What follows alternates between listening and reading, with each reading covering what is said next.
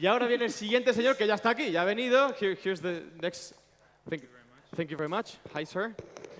Hi. Pues tenemos con nosotros aquí Playbus, ¿correcto? No, vente para acá. My water. Ah, vale, muy bien.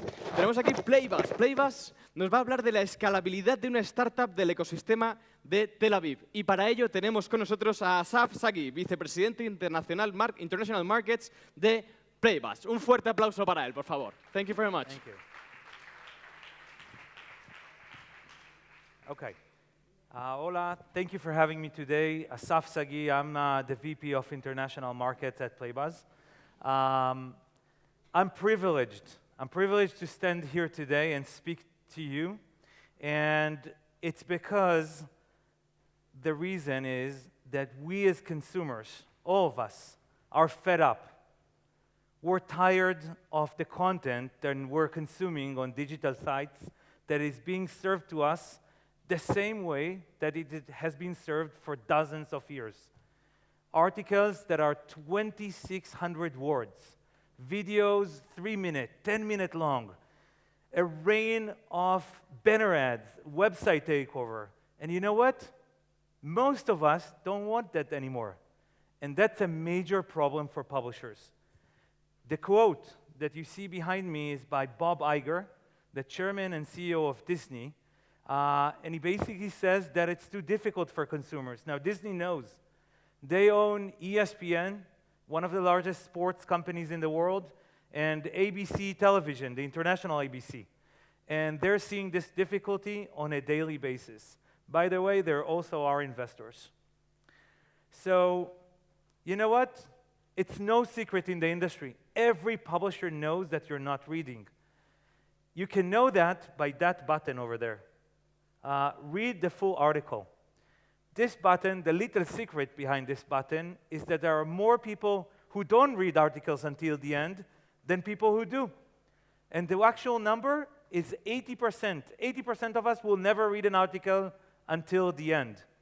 So an author works on an article for days, weeks, or months, and eventually you'll be consuming it for only 15 seconds. That's the average time on the internet. And even worse, something that we learned 2 weeks ago, is that 60% of the people who retweet articles never click into the article itself. They just retweet it. And that's a major crisis for publishers. So we at Playbus are trying to solve the root problem of it and help anyone create content that people actually love. And what it means is that we focus on engagement. So our token of innovation, I'm going to show you a few examples in a second, are digital formats. Those are templates that we engineer for engagement, like quizzes and listicles and polls and galleries and videos that authors like you, everybody, or publishers or brands can use to deliver not 15 seconds of engagement, more like 2 minutes or 3 minutes, and not have a bounce rate of 80%, rather have a completion rate of 80%. And those are the numbers on our network. If we can just switch to the browser and show a few examples, the links, please.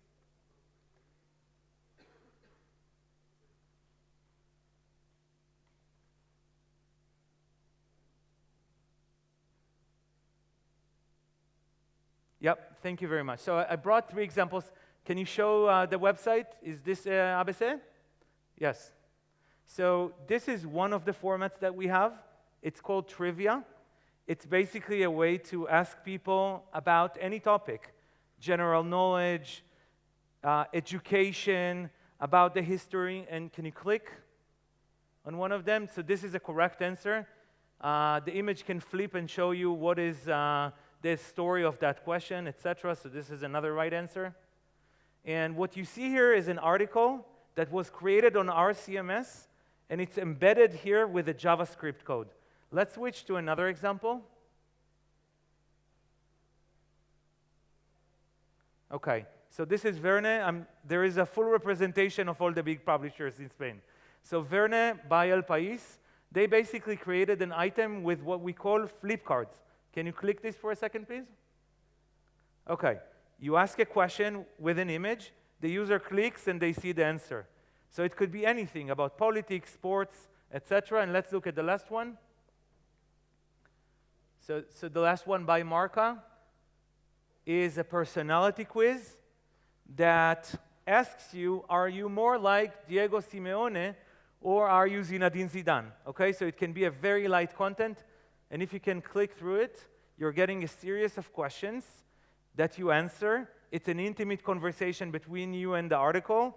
It could be by a bank that asks you, what kind of a saver are you? And they ask you, are you a male or a female? What's your income? Are you banking online or at a branch? Have you ever had a fight with your retail bank? So you can understand the potential of this. Can you click this, please? Answer a few. And basically, we won't run until the end. You get your personality. So I'm Zinedine Zidane. So let's go back to the deck. This is an example of our formats. Right now, we have already 13 of those. And we're planning to open our platform to anybody. Any startup will be able to put formats on Playbuzz. So if you want to innovate, very soon it will be available. Let's go back to the deck. Okay. So this works, okay? It works. We have 10,000 publishers globally. So in Spain, when I look at the top publishers, we're working, luckily, with most of the publishers. And we're spread right now across multiple geographies, from Sao Paulo to Beijing. We have offices in London, in Hamburg, and in the United States. So something here is working, and I'm just giving this as a perspective because I'm going to speak about the problems that we had. So right now we're at the point that we have enough money to really work on our long-term vision as a startup. We have 7 offices. We have more than 120 people now. We even send VPs to speak at conferences. So you understand that we're pretty stable. But it wasn't always like this, okay? It was very difficult, very, very difficult. There were many moments that we felt that the company is going to get shut down tomorrow. And I'm going to tell you 3 stories that hopefully will inspire you, or will educate you, or will just make your journey a little easier. The first problem, let's go back to January 2014. So we built those formats. They were ready, and we wanted publishers to use them and to create amazing content. But you know what? Nobody wanted to use us. Nobody. Everybody we came to didn't want to use our platform, and we didn't have enough money to bring users. So it was a chicken and an egg problem. Now, just by show of hand, how many people have been in this situation or are currently there right now? Okay, I don't see too many hands. There are a few, so I'm glad for you. You're probably thinking, like, what should you do in that situation? And some people thought, let's bring business development. Let's white label the platform. Let's do some sales.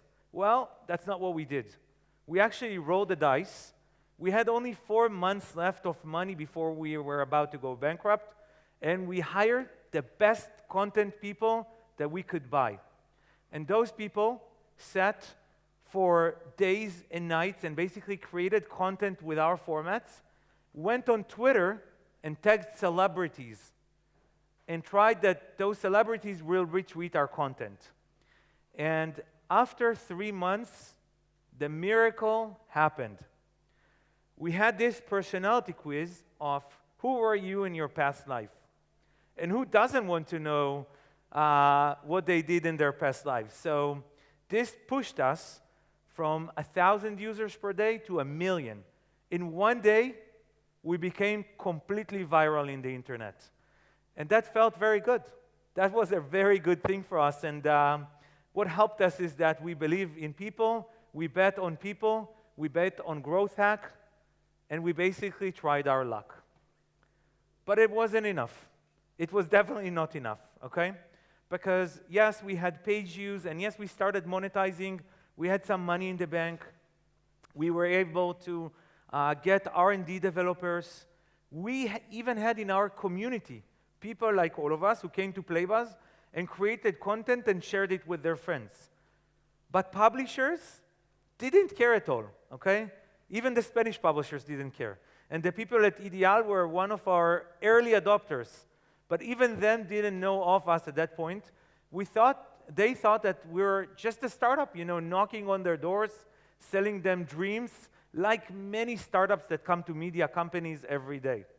And in the language of a lot of our content, the viral content, I don't know if you are familiar with this, but we were that one panda in an ocean of snowmen, and we wanted to be found.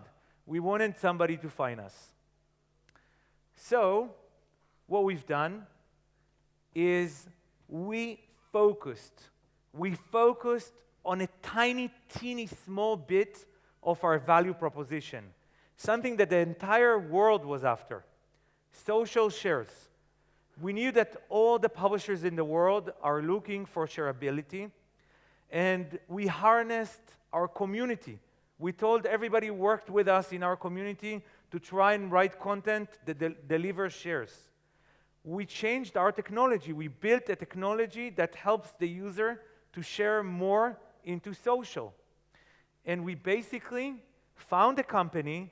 This is a rating that is done by another startup that measures the most shared publishers in the web. And we started following ourselves in this metric. Slowly we climbed, slowly. And within a few months, we passed publishers like the Huffington Post and BuzzFeed and the New York Times and the BBC, and we became the most shared site on Facebook. And at that point, publishers started caring about us. They started sending leads and trying to work with our platform and really try to form some relationships. And again, this was absolutely fantastic. We got what we wanted. And this moves me to the last part of the story that is important for every startup, and it's about decision-making of what do you want to be when you grow up. So we had those two amazing assets. One of them was our playbuzz.com consumer site that we had about 80 million uniques every month come to it. We also had relationships with a few thousand publishers who came to our platform, created content, and embedded it on their sites. But it wasn't a stable situation because publishers don't like to compete with their technology providers. And we had to take a decision here. Publishers, for example, don't like YouTube, and we were almost like YouTube.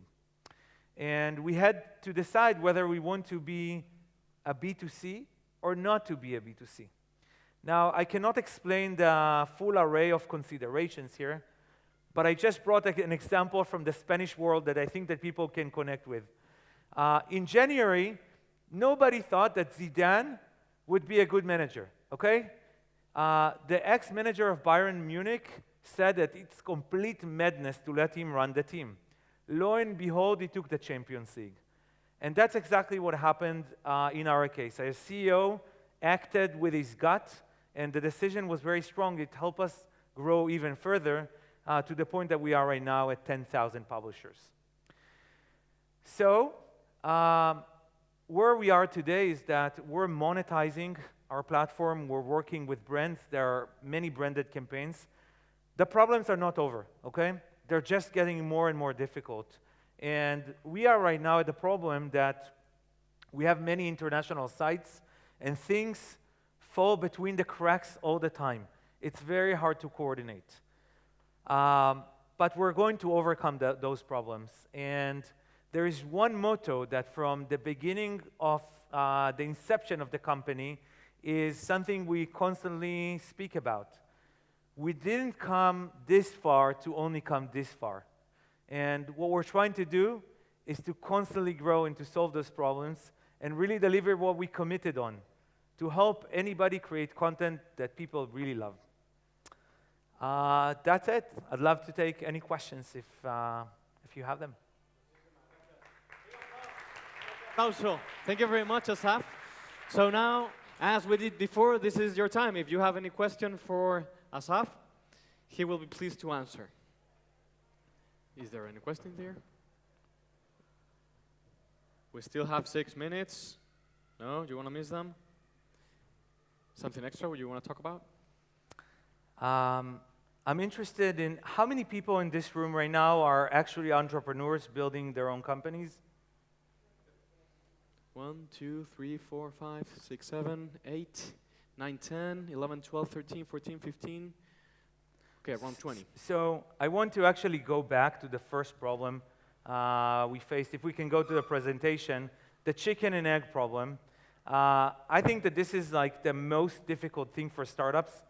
Before Playbuzz, about 2 years ago, I had my own startup, which I spent 2 years and $500,000 that were completely burned out, and we had to shut it down.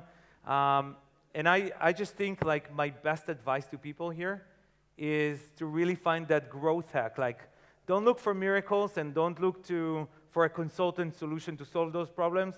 Just roll the dice. Try to grow as fast as you can, and just find something very creative that will help you pass it. Afterwards, you can apply a lot of logic.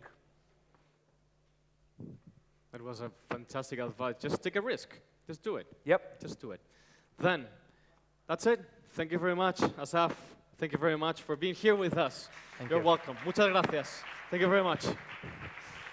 Muchísimas gracias. Es oro puro tener estos ponentes con nosotros que nos vienen a dar una visión realista, de verdad, y que al final nos vienen a hablar, tanto Asaf como Noga anteriormente, nos han hablado de humildad, de colaboración y de tomar riesgos. Esa es la base, porque al final hay que hacerlo. Lo que hay que hacer es hacerlo. Y si se fracasa, se fracasó. Pues ya haremos algo nuevo, ¿no? Porque fracasar es bueno.